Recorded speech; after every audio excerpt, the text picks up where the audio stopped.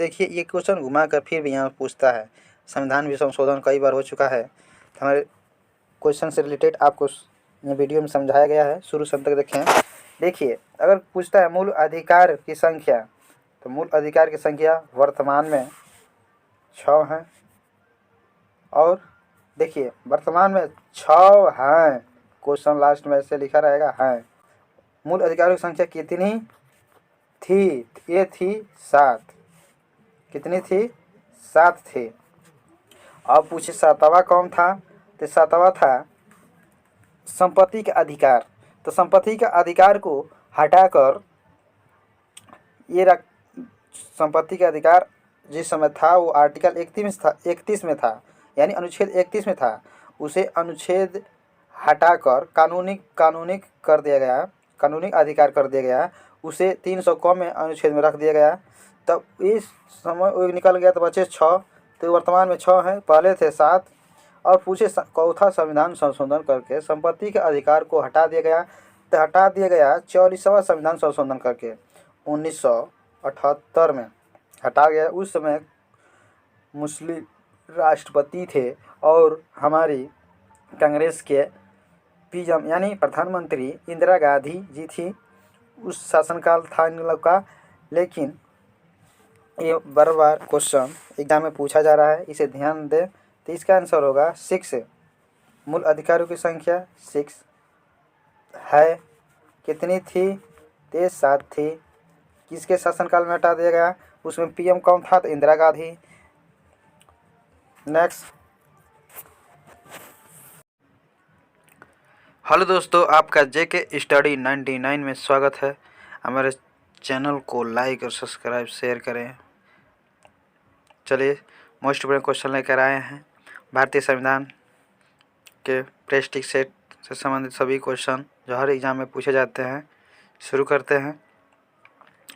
Video को बीच में skip न करें, शुरू से अंत तक देखें। पहला क्वेश्चन, संविधान सभा की प्रथम बैठक कब हुई थी? भारतीय संविधान की प्रथम बैठक हुई थी 9 दिसंबर 1946 को, और दूसरी 11 दिसंबर 1946 को हुई थी, और तीसरी 13 दिसंबर 1946 को हुई थी। देखिए पहली ये हो गया, ये दूसरी हो गया, ये तीसरी हो गया। तो पूछ रहा है भारतीय संविधान की प्रथम बैठक कब हुई थी? तो 9 दिसंबर 1946 को हुई थी। वीडियो को बीच में स्किप कर ना जाएं, शुरू से अंत तक देखें। वीडियो को लाइक करें, प्यारा सा कमेंट करें। जो भी त्रुटि होगी सुधारा जाएगा। जो भी होगा क्वेश्चन आए कमेंट के बॉक्स में कमेंट कर दें, जो भी समस्या हो। क्वेश्चन नंबर 2, भारतीय संविधान सभा के अस्थायी अध्यक्ष के रूप में किसे नियुक्त किया गया था? किसे नियुक्त किया गया था? तो ए पहला ऑप्शन BN राव, बी सच्चिदानंद सिन्हा, सी डॉक्टर भीमराव अम्बेडकर, डी राजेंद्र प्रसाद। देखिए मोस्ट इंपोर्टेंट क्वेश्चन है, किसे किया गया था?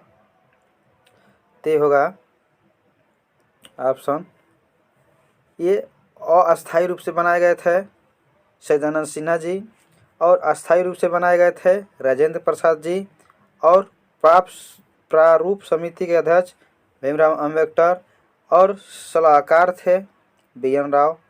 प्रथम राष्ट्रपति थे डॉक्टर राजेंद्र प्रसाद। पूछता राजेंद्र प्रसाद का उपनाम क्या है? तो इन्हें आज़ाद शत्रु भी कहते हैं राजेंद्र प्रसाद को।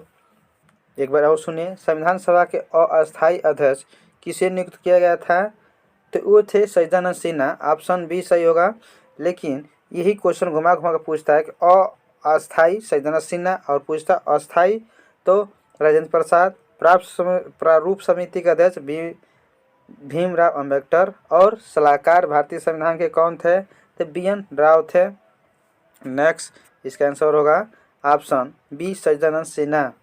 नेक्स्ट क्वेश्चन, थर्ड पूछ रहा है कि प्रारूप समिति के अध्यक्ष कौन थे? तो अभी बताए हैं, भीमराव अम्बेडकर जी थे। नेक्स्ट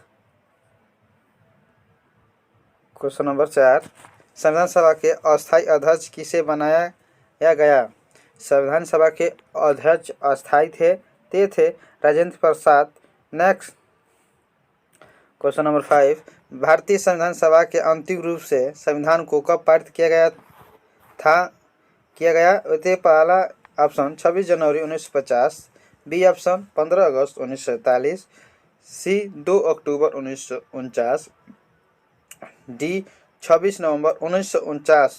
तो कह रहा है संविधान सभा के मोस्ट इम्पोर्टेंट क्वेश्चन, संविधान सभा के रूप में अंतिम संविधान सभा को कब पारित कर दिया गया, अंतिम रूप से कब पारित कर दिया गया, ते अंतिम रूप से पूछ रहा है।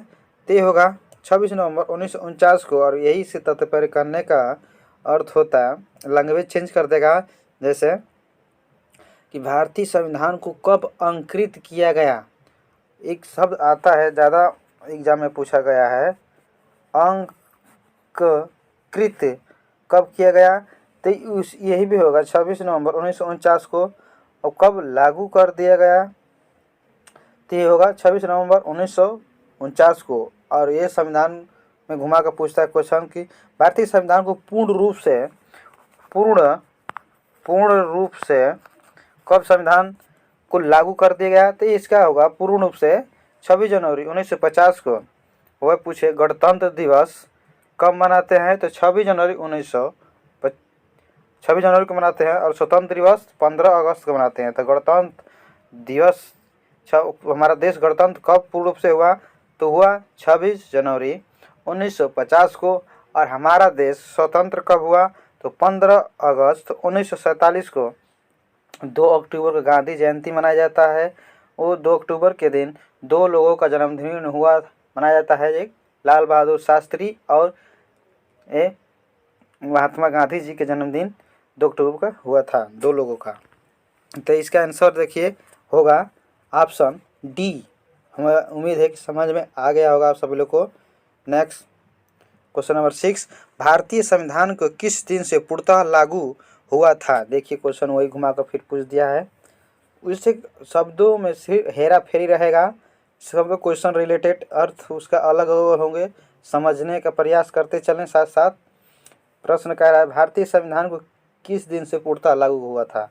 तो पहला ऑप्शन में दिया है 26 नवंबर 1950, बी 26 नवंबर 1949, सी 26 अगस्त 1950, डी ऑप्शन 26 जनवरी 1950।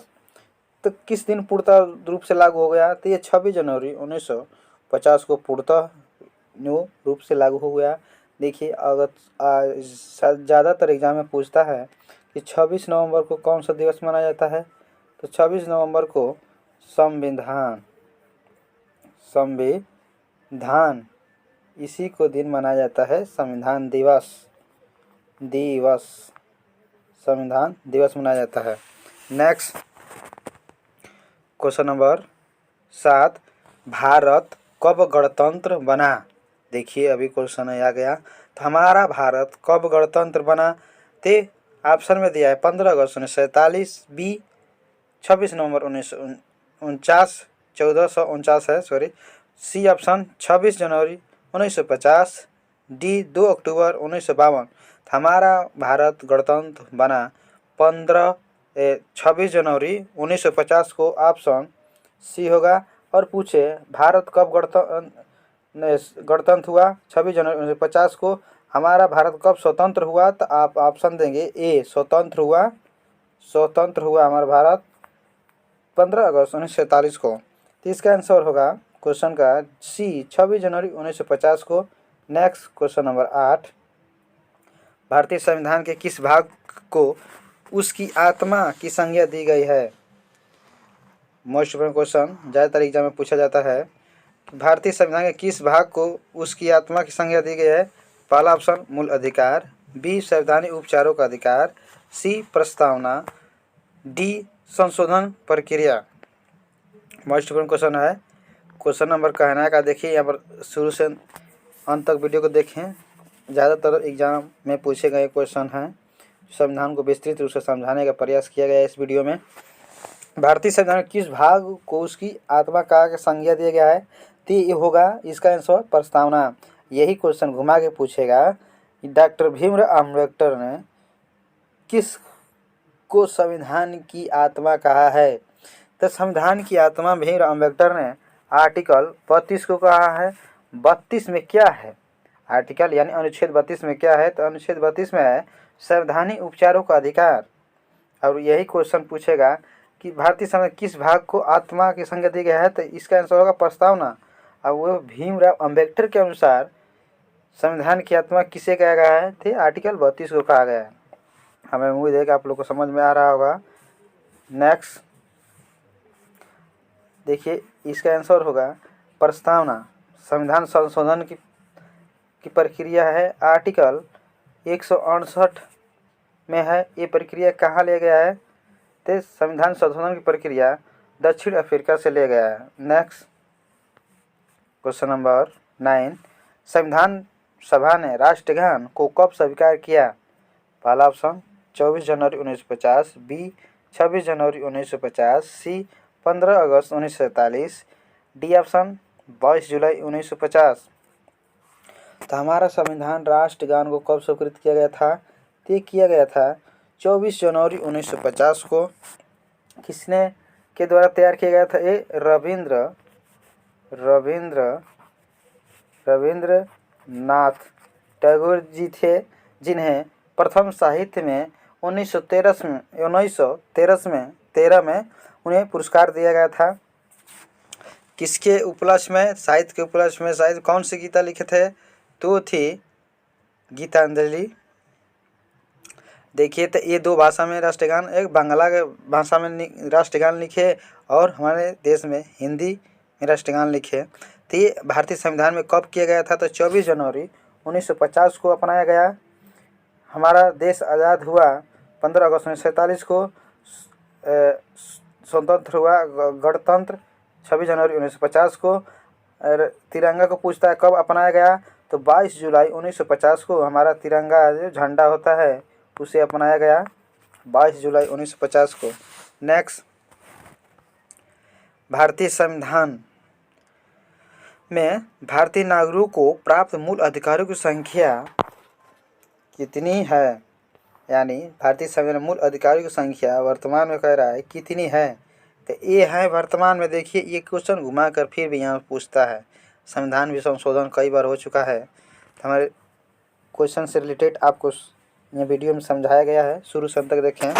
देखिए, अगर पूछता है मूल अधिकार की संख्या, तो मूल अधिकार की संख्या वर्तमान में 6 है। और देखिए, वर्तमान में 6 हैं, क्वेश्चन लास्ट में ऐसे लिखा रहेगा है। मूल अधिकारों की संख्या कितनी थी, ये थी 7। कितनी थी, 7 थी। अब पूछे 7वां कौन था, तो 7वां था संपत्ति का अधिकार।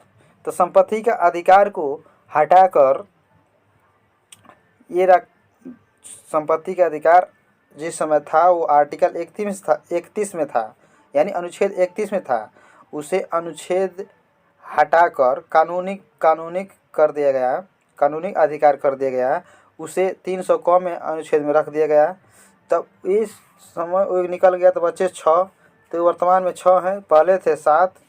और पूछे चौथा संविधान संशोधन करके संपत्ति के अधिकार को हटा दिया गया, तो हटा दिया गया 44वां संविधान संशोधन करके 1978 में हटा गया। उस समय मुस्लिम राष्ट्रपति थे और हमारी कांग्रेस के पीएम यानी प्रधानमंत्री इंदिरा गांधी जी थी।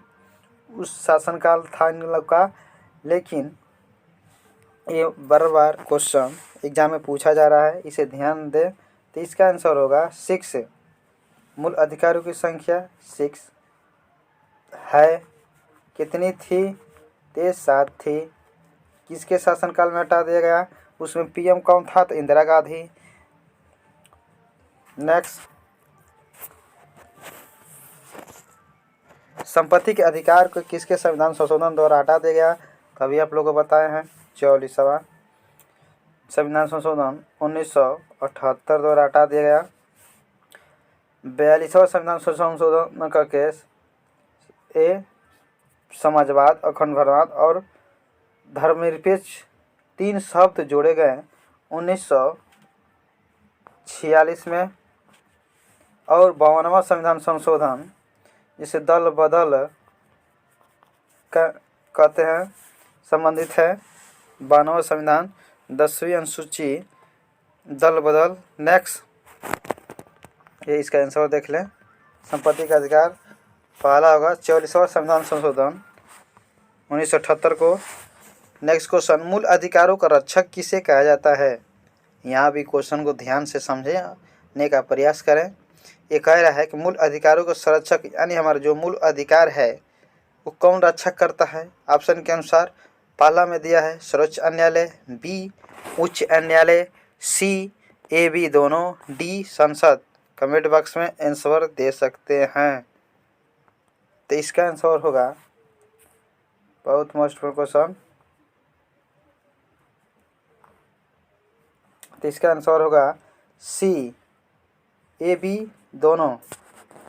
ए बी दोनों यहाँ पर समझें एक बार। अगर ये ऑप्शन सी न होता, अगर ऑप्शन सी ना होता, यहाँ और कुछ और दे देता ऑप्शन में, मान लीजिए लोकसभा दे देता, तो आप क्या करेंगे? जब मूल अधिकारों को रक्षक किसे माना जाएगा तो ऑप्शन में दिया होगा सर्वोच्च न्यायालय, बी ऑप्शन में दिया होगा उच्च न्यायालय, और सी में दिया होगा लोकसभा, और डी में दिया होगा संसद। तो उस समय आप करेंगे आंसर सर्वोच्च न्यायालय को। जब दोनों दिया हो तो पहले वरीयता सर्वोच्च न्यायालय को देंगे, और न दिया हो दोनों, कोई एक दिया हो तो उसको देंगे। अगर दोनों दिया है और तीसरा ऑप्शन, मेरा कहने समझाने का तात्पर्य है कि ऑप्शन में कोई तीसरा दे दे, तीसरा ऑप्शन में ए बी दोनों, तो आप मारेंगे दोनों होते हैं। ये संरक्षक हमारे मूल अधिकारों के दोनों होते हैं। अगर ऑप्शन में दे दे दोनों तो दोनों सही करेंगे, और दोनों अलग अलग हों तो वरीयता सबसे ज़्यादा सर्वोच्च न्यायालय को देंगे।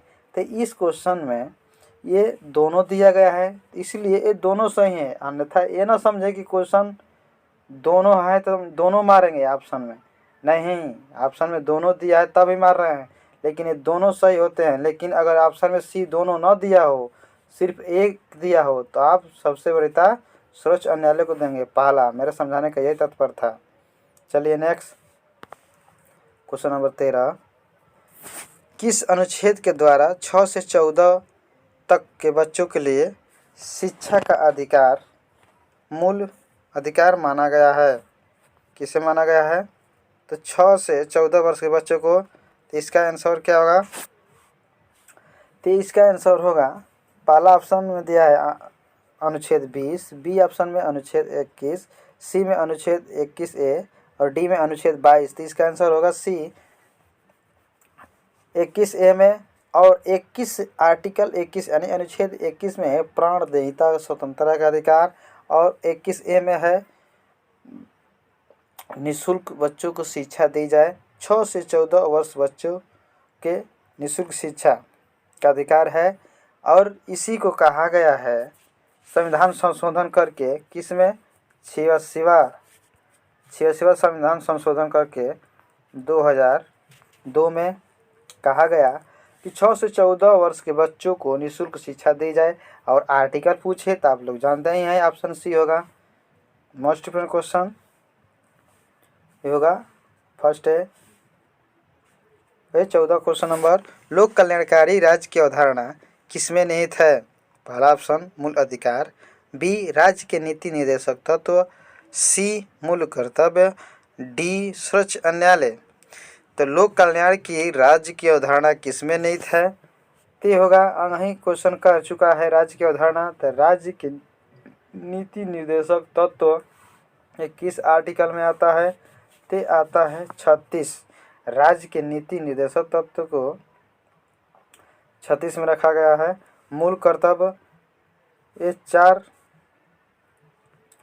क में रखा गया है मूल कर्तव्य, और मूल अधिकार 12 से 35 रखा गया है। नेक्स्ट क्वेश्चन नंबर 15, संविधान का अनुच्छेद 40 राज्य के निर्देश को देता है। किस राज्य को निर्देश को देता है? समान कार्य करने के समान वेतन, बी पर्यावरण की रक्षा करें, सी ग्राम पंचायत का संगठन करें, डी लोक कल्याणकारी राज्यों की स्थापना करें। तो इसका आंसर होता है,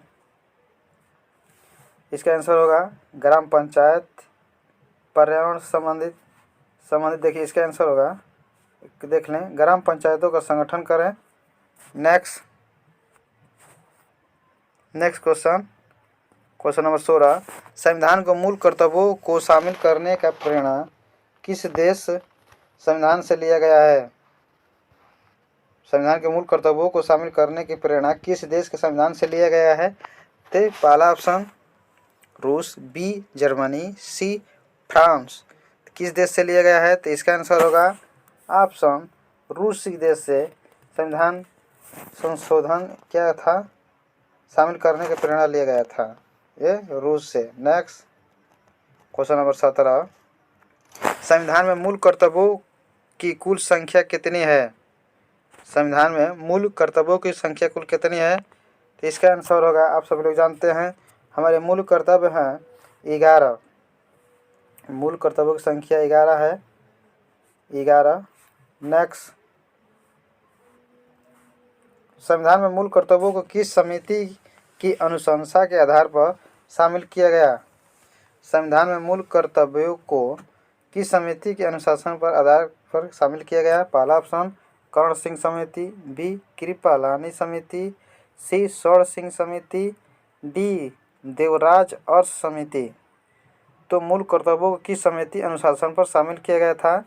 ये था ऑप्शन, आप सब लोग जानते हैं, स्वर्ण सिंह समिति को मूल कर्तव्यों की संख्या कितनी होती है? मूल कर्तव्यों की संख्या होती है 11। किसके समिति द्वारा जोड़ा गया?